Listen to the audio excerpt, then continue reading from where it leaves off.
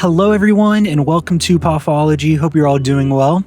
Emily and I are on our way over to Crate & Barrel, and we might go to Crumbl Cookie afterwards, but here's Crate & Barrel. We're returning some stuff, just a couple things, and yeah, there's Cheesecake Factory. Haven't been there in a while. It's pretty good. I like Cheesecake Factory. I like their cheesecake. Obviously, it's the Cheesecake Factory. It's really good. So we're going to this Crate & Barrel. I haven't been there in a while, so that's what we're doing. I got to put my mask on. There's a lot of people here. So, okay, I'll see you in a bit. Crate & Barrel Christmas. Look at all these gadgets.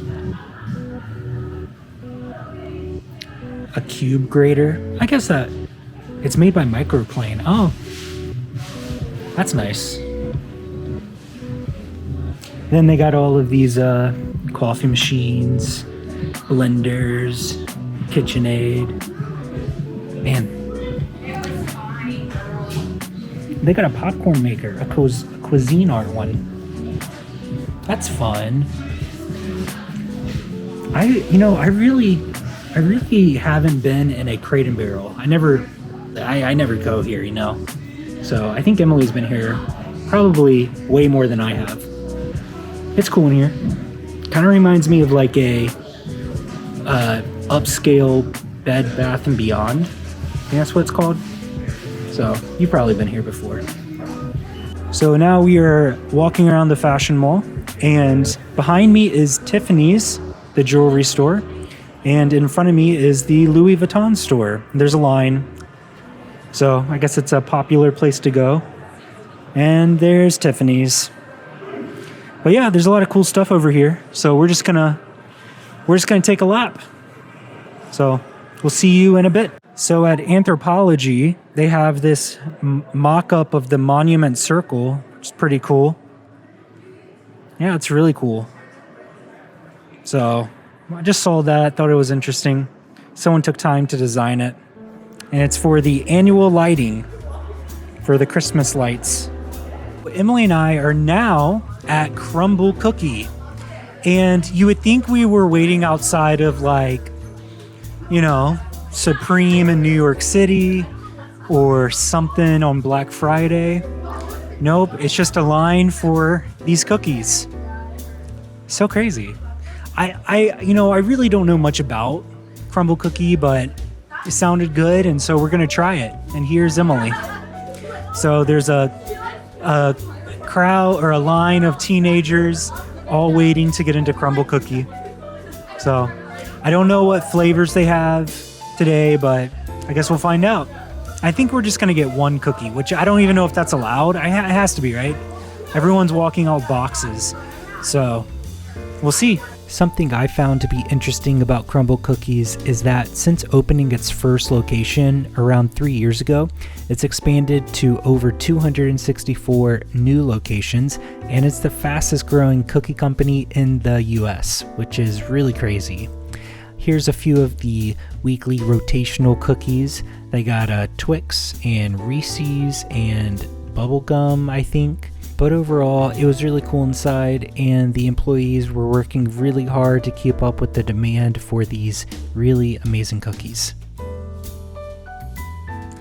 We got some Crumbl cookies.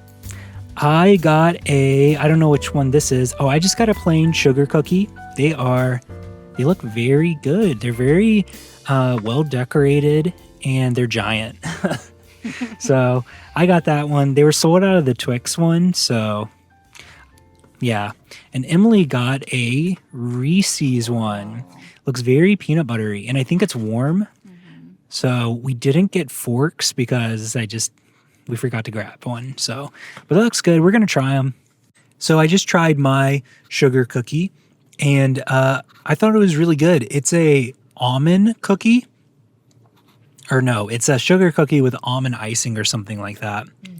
But I thought it was great. Tasted good to me. Emily's trying this Reese's sugar cookie, and do you like it?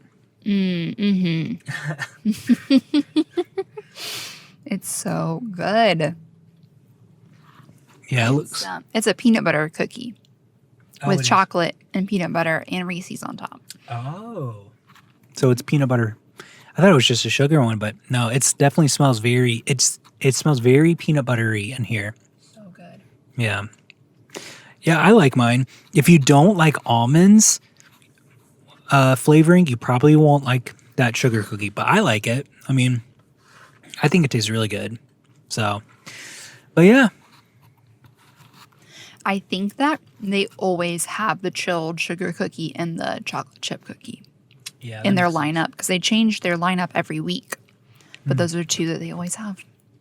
Yeah. There were so many people working in there. It was crazy. Yeah, I think there was like 12 people working. A lot of people working, and then there were like so many people online. And when we left, the line is past. It's probably 2.5 times as big as when we got there. So more and more people are there, and only 10 people can be in the store, or like 10 customers. So, but that wasn't happening. By the time we left, there's probably like 14 people or 14 customers in there, and it was chaos. And you got your DoorDash people trying to pick up all the cookies, and they have no idea what's happening. And they're not waiting in line, they just go inside. So, but it was cool. It was crazy how busy they were.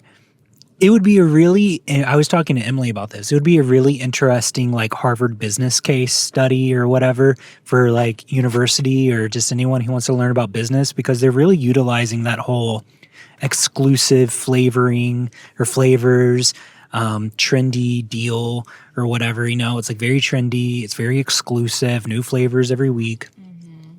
Everyone is there. The teenagers love it. It's crazy.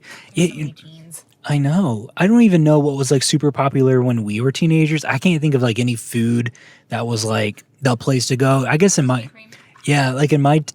town, it would have been Krispy Kreme or maybe Starbucks, but I can't ever remember, going somewhere on a Friday night and like my whole high school class would be pumped to go there.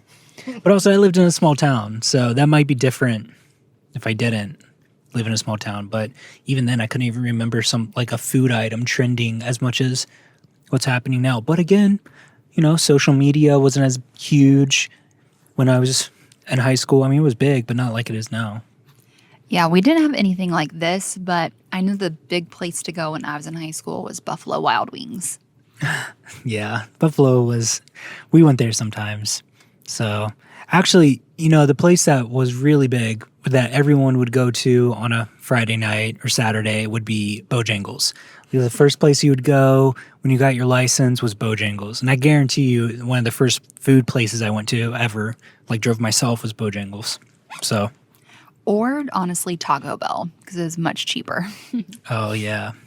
Yeah, Taco Bell was also one of the places we would go to. A lot more popular. Yeah, it was definitely very popular. So, but if you're still watching this, comment down below Crumble.